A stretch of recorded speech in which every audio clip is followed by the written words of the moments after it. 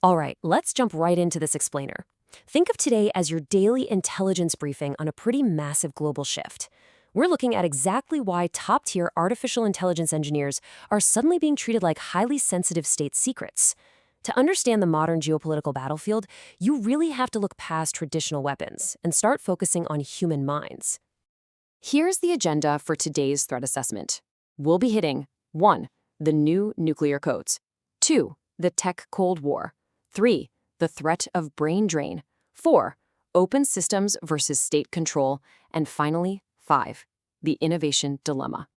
Section 1. The new nuclear codes.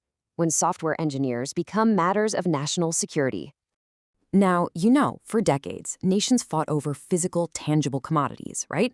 First oil, then semiconductors, rare earths, and the literal nuclear codes. But today, actually, scratch that. The newest, most fiercely contested resource on the planet isn't a physical thing at all. It's human. It's global AI talent.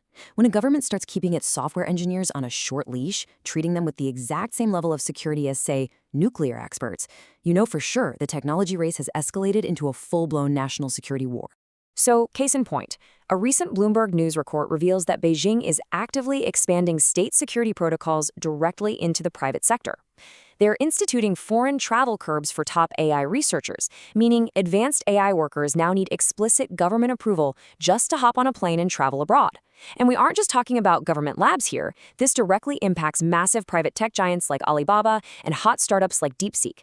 Expanding a strict control system that was previously reserved only for defense scientists and state-owned executives to private AI firms, well, that shows exactly how heavily they're prioritizing the AI race. Moving on to Section 2, the tech Cold War, action and reaction in the global AI race. Okay, so let's map out how we got here, because we're looking at a rapid tit-for-tat escalation. The real turning point was 2022, when OpenAI's ChatGPT shocked the world and honestly made Beijing realize it was falling behind the US in the century's most critical tech race. The reaction was swift. The US aggressively blocked advanced NVIDIA AI chip exports to China and heavily tightened up tech investment rules around sensitive technologies. Which brings us right to the present. China's move to restrict overseas travel for its private AI talent. As an analyst evaluating these moves, it's clear this is not just corporate competition anymore. This is a modern technological Cold War. The core of the U.S. strategy is incredibly straightforward. Washington simply does not want American technology powering China's AI rise. Period. They're utilizing export controls and strict capital restrictions to directly counter a geopolitical rival's technological advancement. It's a calculated blockade meant to stifle development right at the source. Which brings us to Section 3.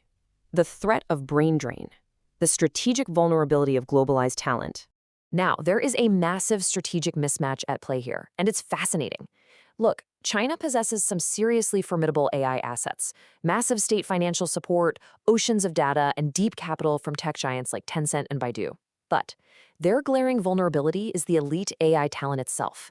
This workforce is highly mobile, highly globalized, and inherently accustomed to moving fluidly between international universities, startups, and labs all over the world. A state can easily mandate funding and monopolize data, but a globally mobile human workforce, that is notoriously difficult to lock down.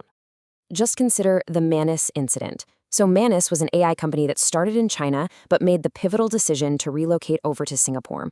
This move reportedly sent shockwaves through Beijing. It triggered intense fears over the loss of strategic technology, intellectual property, and a severe brain drain that would suddenly be out of China's reach. In response, reports suggest Chinese authorities actually stepped in to temporarily stop some of the founders from leaving the country during investigations. It perfectly underscores why authoritarian governments are so terrified of the global nature of AI talent.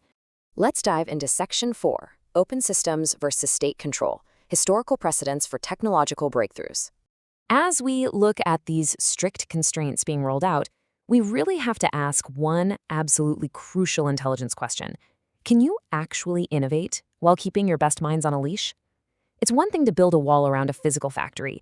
It's quite another to build a wall around an ecosystem of human ideas. Because history strongly dictates otherwise. Think about the historical requirements for major tech booms. The world's greatest innovation ecosystems, from Silicon Valley to America's university labs, all the way over to Europe's research centers, were all built on absolute openness and collaboration. They thrive because people have the freedom to move, to build, to experiment freely, and crucially, the freedom to fail. True technological breakthroughs require global interconnectedness, not isolation. Innovation fundamentally just thrives in open systems. So we're witnessing a clash of two entirely different models here. On one hand, you have the natural open flow of a global tech ecosystem, where the best engineers collaborate across borders, attend international conferences, and freely share ideas. On the other hand, you have the authoritarian state model currently being implemented, which restricts travel, controls data, and treats its software engineers as guarded national security assets. China absolutely wants to build an AI superpower, but they're trying to do it by engineering an inherently closed-off environment. Finally, Section 5, the innovation dilemma, assessing the future of global AI leadership. So what's the ultimate takeaway from this briefing today? Well, it isn't just about a few software engineers facing some hassle at airport security checkpoints. This matters to all of us because it represents a massive global paradigm shift. It shows exactly how aggressively nations will maneuver and how far a government is really willing to go to secure a dominant technological future. The human mind is now literally sovereign territory, and the geopolitical battle lines of our generation are being drawn right around where those minds are allowed to travel. I'm going to leave you with a final provocative thought to chew on. China can certainly build powerful AI to challenge the United States, no doubt.